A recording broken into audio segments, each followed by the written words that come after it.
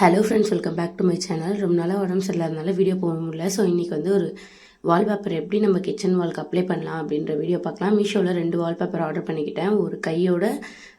ஒரு கையில் முக்கால்வாசி அளவு இருந்தது, அளவு எடுத்து பார்த்தேன். ஃபஸ்ட்டு வந்து நம்ம நல்லா அதை ட்ரை க்ளீன் பண்ணிக்கணும், எந்த இடத்துல பேஸ்ட் பண்ண போகிறோமோ அங்கே. அதுக்கப்புறம் அளவெடுத்து எந்த சைடு எவ்வளோ வேணும் அப்படின்னு சொல்லிட்டு சிசர் வச்சு கட் பண்ணிக்கணும். எங்கள் வீட்டில் வந்து டைல்ஸுக்கும் அந்த வால்க்கும் நடுவில் சின்னதாக கேப் இருக்கும். ஸோ வந்து காக்ரோச்சஸ்லாம் உள்ளே போயிடுதுன்னு சொல்லிட்டு நான் லைட்டாக மேலே தூக்கி ஒட்டிக்க போகிறேன். தென் கீழே சைடு எல்லா சைடும் ஒட்டிக்க போகிறேன்.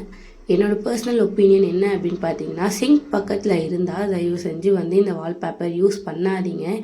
ஏன் அப்படின்னா வந்து நான் யூடியூப் பார்த்து தான் இதை ட்ரை பண்ணேன். யூடியூப்பில் வந்து வாட்டர் ப்ரூஃப் அப்படி இப்படின்னு சொன்னாங்க. பட் வந்து இது வாட்டர் ப்ரூஃப்லாம் இல்லை.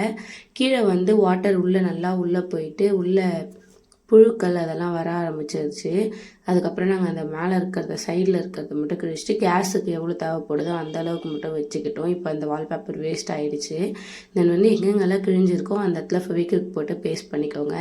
இதை நான் என்ன ரேட்டுக்கு பர்ச்சேஸ் பண்ணேன்னா 65க்கு பர்ச்சேஸ் பண்ணியிருந்தேன். இந்த வீடியோ உங்களுக்கு யூஸ்ஃபுல்லாக இருந்தால் கமெண்ட்டில் சொல்லுங்கள். தேங்க்யூ.